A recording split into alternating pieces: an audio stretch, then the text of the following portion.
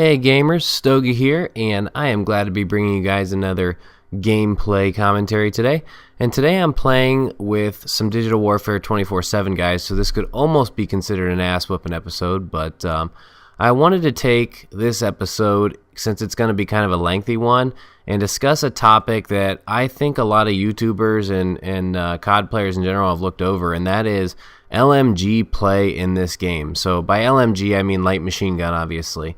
And right now I'm using the QBB LSW in this gameplay, and if you saw my perks and attachments and all that stuff at the beginning, great. If not, I'm going to be going over them later. What I want to talk about is how to use LMGs in this game effectively and how to do really well with them. So obviously right now it looks like I'm not doing so well because I've died twice and didn't cap the B flag, but this ends up being a pretty good gameplay. I'm going to die 3 times in this gameplay, and then after my 3rd death here, which comes up shortly, I'm not going to die again for the rest of this game.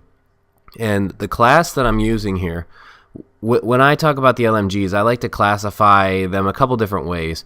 I like to think in my head as, you know, one class being a rushing LMG class, which is what I'm running here. One class being an objective-based LMG class, and another class being a defensive LMG class.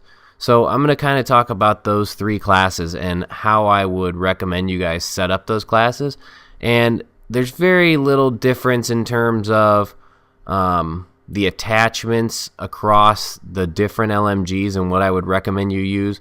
I found that the attachments on the LMGs tended to work the same way across the LMGs for the most part, not totally, and I'll chat about those here in a little bit. But first of all, let's talk about the class setup I'm using in this video. This is my rushing LMG class, and this class consists of my LMG, so the weapon, 2 attachments, and in this video my 2 attachments are adjustable stock and silencer. And for me, I could not run these LMGs and forget adjustable stock. I had to use it. For me, it just felt like I was so sluggish and just dragging my ass. I just had to have that adjustable stock on there. So those are the 2 attachments for the LMG. And then my secondary is a TAC 45. And I ran with the TAC 45 because it's a pretty potent pistol. And a lot of people might say, well, why'd you use a secondary at all? I actually found that there were many times, because this is a rushing LMG class, that I was behind enemy lines and I literally didn't have enough time to reload. So I pulled out that pistol and started getting pistol kills. I actually have a clip saved where I had 6 pistol kills in the enemy's face before I had time to reload this LMG. And if I wouldn't have had that, I would have died. And I guess you can have the option of picking up an SMG or something off the ground, but I really like to run the pistol. So for my perks, I'm running lightweight and hardline, and it's up to you whether or not you want to run hardline. I'm running hardline because I usually go for the higher streaks. If you're not going for the higher streaks, I definitely recommend replacing hardline with either Ghost or Flak Jacket. And then for my perk 2 in the green tier, I'm running toughness.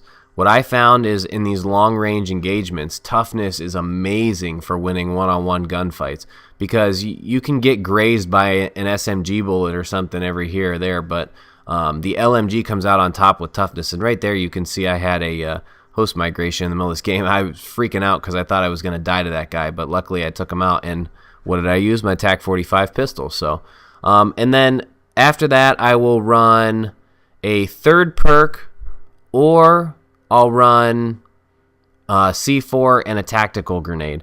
So it's up to you kind of how you want to mix it up. You can always throw a 3rd attachment on that LMG. You can throw something like extreme conditioning on there, so you can whip out the pistol and sprint with lightweight and extreme conditioning to the objective, get there and pull out your LMG. It's up to you, but you get the idea of the rushing class. And my number 1 tip for this class, and the reason I thought it played so well for me, was you pull out that pistol as soon as the game starts and you sprint to that B flag to get capture kills. Now, you don't see me doing that in this game because I think it's a terrible idea to sprint to B on this map in particular, but literally every other map you play, you can sprint straight to B and just start getting capture kills one after another after another. The most I've gotten in one game on one round is 4, and the most I've gotten on one total game in both rounds is 7. So I've gotten 7 capture kills in one game just from pulling out that pistol and running to the B flag right off the bat and pulling out that LMG. So I highly recommend this class. I love this class. This was the best class that I could go with, moving from my rushing SMG mentality, and man, it felt like it fit right in. The lightweight and the adjustable stock makes a great aiming mechanic for me. So moving on, if you want to try an objective-based LMG class, I would highly recommend you run Flak Jacket. And I would also recommend that you run the adjustable stock, but maybe replace that silencer with FMJ or another attachment that you like to run on LMGs. Some people like to use the red dot sight and such, but I really don't like to use the sights. I like to run irons on all my guns, so that's what I did in this video and in all my other gameplays with the LMGs. So the biggest difference is really, yeah, you want to have some kind of throwable lethal, and you want to have your Flak Jacket on. And for that class, you don't need to carry a TAC 45 or a secondary because you're going to probably die a little more often. So I would invest those extra points that you're going to have in maybe the tactical mask. Since it's going to be objective-based, people will probably be spamming concussions and such. So there's not a whole lot of changes between that class and this class, but there you go. And then for the defensive LMG class, this is the class where you're going to want to kind of be back, kind of behind your team and supporting them. You are going to want to use the target finder. I mean, I literally refuse to use it. I think it is too cheap, but man, the target finder is unbelievable on these LMGs. If you're just getting into them and you kind of want to try them out, use the target finder. It's unreal how good that is. So, and again, with the defensive class, you don't need perks like lightweight, and you don't even need something like tac mask, because you're going to be sitting back behind where the action's taking place. And you guys just saw me pick up the nuclear in this game because I didn't die for so long that I ended up with the 30 gun streak. So I get a couple unstoppables here before the game ends. But in that defensive layout, you don't need those fast perks, and you can go ahead and use some equipment that you can throw pretty far, like a Semtex grenade or a frag, because you're not going to be engaging in the action all that much.